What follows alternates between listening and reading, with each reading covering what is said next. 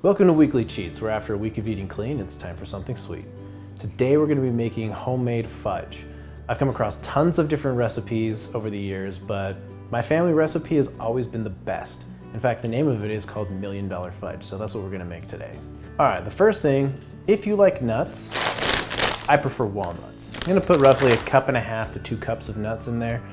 If you don't like nuts, skip this step. The first thing I'm going to do is I am going to get them chopped up and dice them nicely. So we've got our nuts, if you like them, in your fudge. Already in this big bowl here, we're going to add a pound, 16 ounces of milk chocolate. You can use Symphony bars if you like those, or Hershey's bars. If you know me in this channel, I love the Van Leer milk chocolate, so that's what I'm going to use.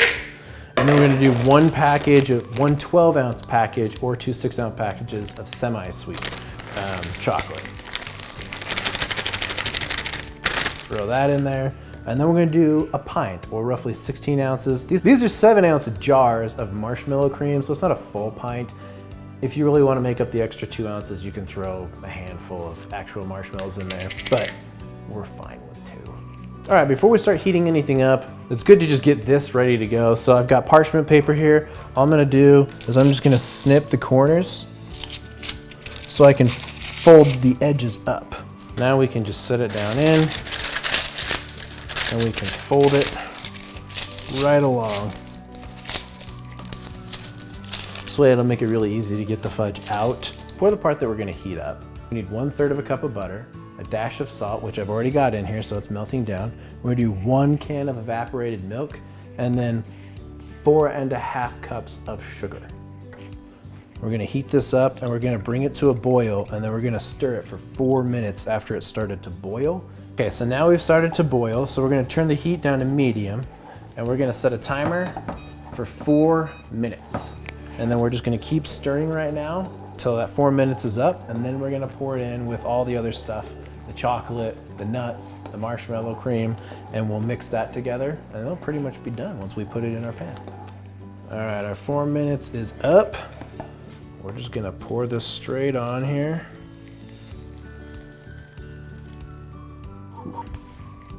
It's hot enough that it'll melt everything, but I'm only making 1 recipe's worth of this, but just to give you an idea, this is a 9x13 pan.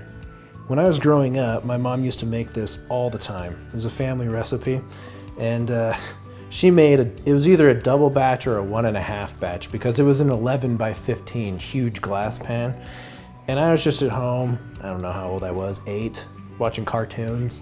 She just finished making it, and she was letting it set up, and she went out to go do something and was like, hey, you can have a piece, but don't eat very much. Of course, I'm watching cartoons, and my family, we don't eat regular portions of fudge. We cut them like the same size as what brownies would normally be.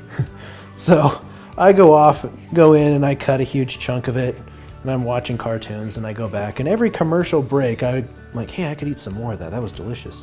So I go back and cut off some more. And by the time my mom got home, I'd gone back so many times and cut off so much of it that I'd eaten 2/3 of the entire pan. Like literally 2/3 of the pan.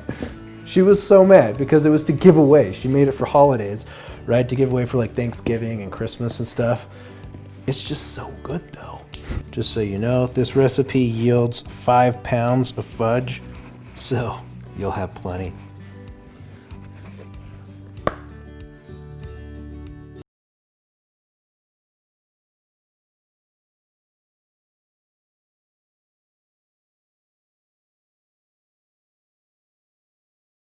About an hour to 2 to set up.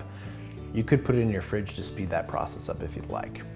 Okay, so our fudge is all nice and set up, so we can just pick this up, get this out of the way.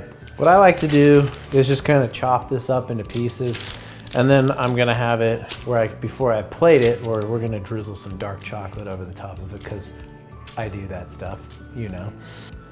Cut them whatever size you like. I'm gonna go with the size that I like and my family would normally do, which is kind of brownie size. Most people would go really small on fudge.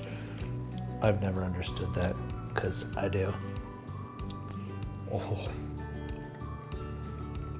one thing I just want to do here before we plate them is you know me, I like to do the little drizzle for show, plus it just makes things taste good too. So this is dark chocolate. I put about 2/3 to 3/4 of a cup in there and melted it down. All right, so here we have our $1 Million fudge with a little dark chocolate drizzle on top of it. Hope you like this recipe. If you enjoyed this recipe, go ahead and make sure that you subscribe to the channel if you haven't already. Also give me a comment back on what you like about it or what you'd like to see next. And don't forget to give a thumbs up. Enjoy. I will.